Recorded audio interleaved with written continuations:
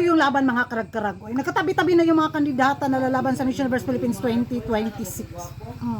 Isang magandang gabi sa inyong lahat mula dito sa Lasak City. Eto na naman, wala muna tayong minupusal fashion distraction look dahil very distraction tayo ngayon sa kabisihan sa ating pangkabuhayan showcase. Grabe, nag-general cleaning ako ngayon mga karag-karag. Kaya eto na nga yung pagka-general cleaning ko sa aking pagka-chismosa na late na naman si Kuragan. Pero hahabol tayo dahil hindi ko kinaya yung nakita ko bitaw nagtabi-tabi na yung mga kandidata.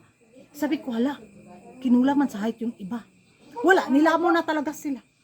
Umangat sa akin, grabe sila Union. Uy, pastilan sila Union. Nagyud din na unsa naman ni.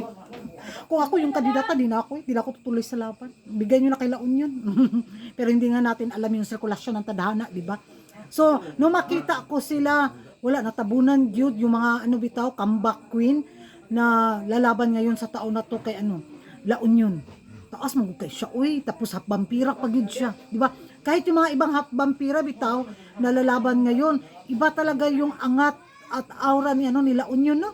Makaingon jud kabag. Ihatag na lang sa ihang corona, oy, ibigay na lang kay La Union. Na La Union Pampanga, wala na, tapto na sila sa akin mga karag-karag. Silyado na. So, maghahanap na lang tayo nito ng tatlo.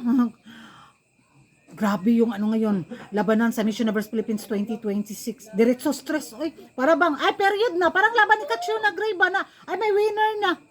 Pero alam ko, hindi pa rin patatalo si Pampanga sa kanya. Pero sa nakikita talaga natin, naku, mahirapan si Pampanga sa taon na to. Liban na lang talaga sa attacking gagawin niya para matalbugan niya si La Union. Pero I go for Pampanga, La Union, Pampanga ako sa taon na to mga karag-karag. Nakasilyado na ako sa mga mega favorite ko na makita ko bitaw sila na, ay, pastilan. Speechless kayo sa pagkachismosa ninyo. Ako din. Parang, ay, ito na, popcorn, okay na, uwian na. May nanalo na. Pero yung mga bagong mga fresh na mga mukha bitaw na makaingon biapog ka no, masabi mo rin ba na ay palaban din to, pero wala, lalamunin talaga sila ng buhay ni La Union at saka ni Pampanga. So liban na lang kung paano nila dalhin yung laro nila sa pagsungkit sa corona sa Miss Universe Philippines 2026, kung matipuhan ba sila ng MUPH organization. So sa taon na to parang hindi mahirap pumili ng winner, di ba? Pero aasa pa rin tayo na baka ala Beatriz Luigi Gomez yung eksena, ala Rabia Mateo yung eksena, na bigla mga dark horse yung magwagi sa corona sa Miss Universe Philippines 2026.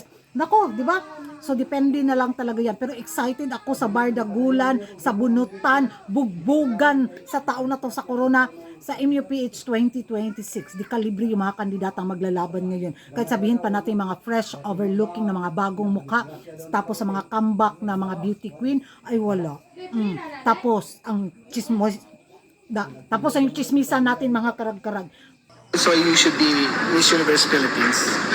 The main reason for me is I really have a public servant's heart. My goal after Miss Universe Philippines is to stay here, pursue my academic career at one of the top universities, and eventually go into government, whether it be the DENR or the Department of Migrant Workers. And that's an energy I'll really bring to the Miss Universe Philippines crown, serving the people rather than viewing it as an opportunity for myself.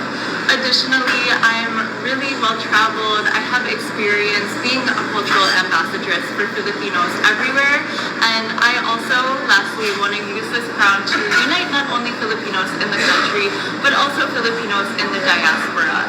As someone who felt like I was stuck between cultures, like I wasn't quite Filipino enough or I wasn't quite American enough, I want every young woman out there who feels like she doesn't belong to realize that Filipina identity is where the heart is, and it's where you recognize where home is.